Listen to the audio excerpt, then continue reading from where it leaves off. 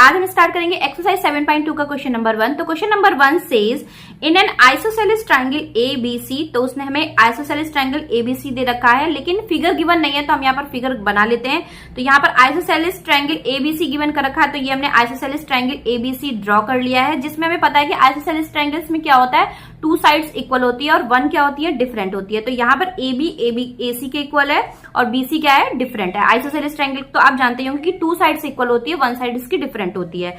आगे उसने ये कह रखा है the bisector of angle B and angle C intersect each other at O. तो ये एंगल बी है और ये एंगल सी है। अब बाइसेक्टर समझिए, मान लीजिए ये एंगल है और ये इसका बाइसेक्टर है। तो बाइसेक्टर का मतलब क्या होता है, बाइसेक्टर का काम क्या होता है, किसी भी एंगल्स को इक्वल पार्ट में डिवाइड करना। किसी भी एंगल को इक्वल पार्ट में डिवाइड करना ही बाइसेक्टर होता है। तो यहाँ पर उसने एंगल बी और एंगल सी जो दे रखा है, ये हो गया इसका बाइसेक्टर एंगल बी का, और ये हो गया एंगल सी का बाइसेक्टर, और ये एक दूसरे को कहां पर जाकर इंटरसेक्ट कर रहे हैं, एट ओ।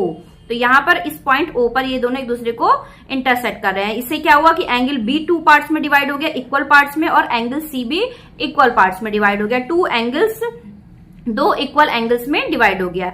अब वो आगे कह रहा है कि ज्वाइन ए टू ओ। यहां से अब क्या करना है, ए को हमें ओ से ज्वाइन करना है। ये हमने ए से ओ को ज्वाइन कर दिया है। Show that OB is equal to OC. हमें OB is equal to OC दिखाना है। तो सबसे पहले जो गिवन है हम उसको राइट कर लेते हैं। गिवन क्या कर रखा है उसने, A B is equal to A C, क्योंकि आइसोसेलेस ट्रायंगल है, टू साइड्स इक्वल हो गया, और obviously A B is equal to A C. Since ये आइसोसेलेस ट्रायंगल है तो अपोजिट साइड्स इक्वल है। तो जब अपोजिट साइड्स इक्वल है तो उनके क्या होंगे, अपोजिट एंगल भी क्या होंगे, इक्वल होंगे। तो यहाँ पर ए बी का अपोजिट एंगल क्या हो गया, एंगल सी, और साइड AC का अपोजिट एंगल क्या हो गया, एंगल B।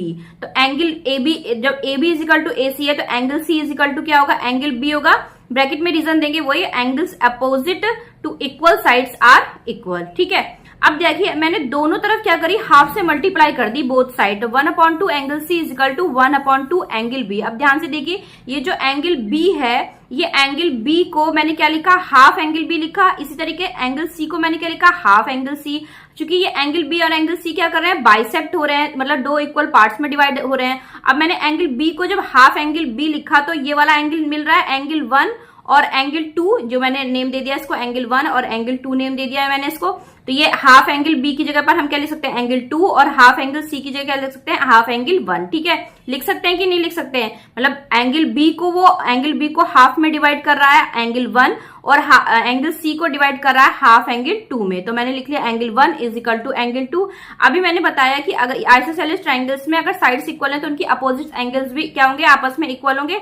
अगर एंगल 1 आपस में इक्वल है एंगल 2 के, तो एंगल 1 के सामने वाला साइड्स क्या होगा, OC, और एंगल 2 के सामने वाली साइड्स क्या होगी, OB होगी। तो OB किसके इक्वल हो जाएगी, OC को। यही सेम रीजन देना है जो हमने ऊपर दिया था, angle opposite to equal sides are equal. ठीक है, तो यहाँ पर हमारा फर्स्ट पार्ट क्या हुआ, प्रूफ हो गया, OC इज इक्वल टू होगी, जो कि हमसे उसने पूछा था। सेकंड पार्ट पर आते हैं। सेकंड पार्ट में वो हमसे क्या कर रहा था कि हमें बाइसेक्ट करना, AO बाइसेक्ट करता है एंगल A को।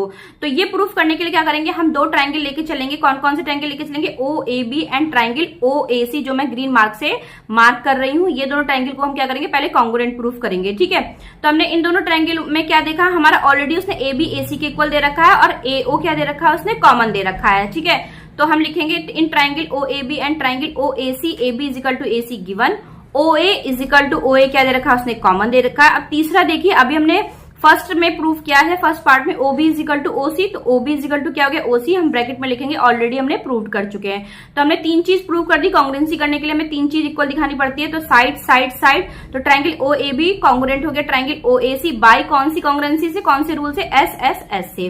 अब ध्यान से देखिए, अब हमने ये दोनों ट्रायंगल जो ग्रीन मार्क से मैंने दिखाए हैं, ये दोनों ट्रायंगल को मैंने कॉन्ग्रुएंट प्रूव कर दिया, तो इनकी कॉरेस्पॉन्डिंग साइड्स भी इक्वल होंगे।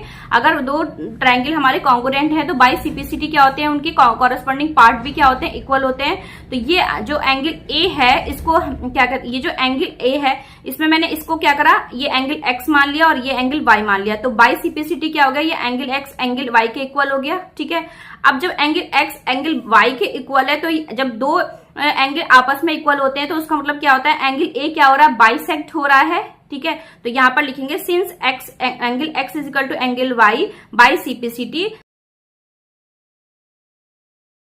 यहाँ पर हमारा क्वेश्चन नंबर 1 कंप्लीट होता है। क्वेश्चन नंबर 2 हम करेंगे नेक्स्ट वीडियो में। वीडियो में पढ़ाया हुआ समझ में आएगा, चैनल को जरूर सब्सक्राइब करके जाइएगा। फिर मिलते हैं नेक्स्ट वीडियो में, तब तक के लिए।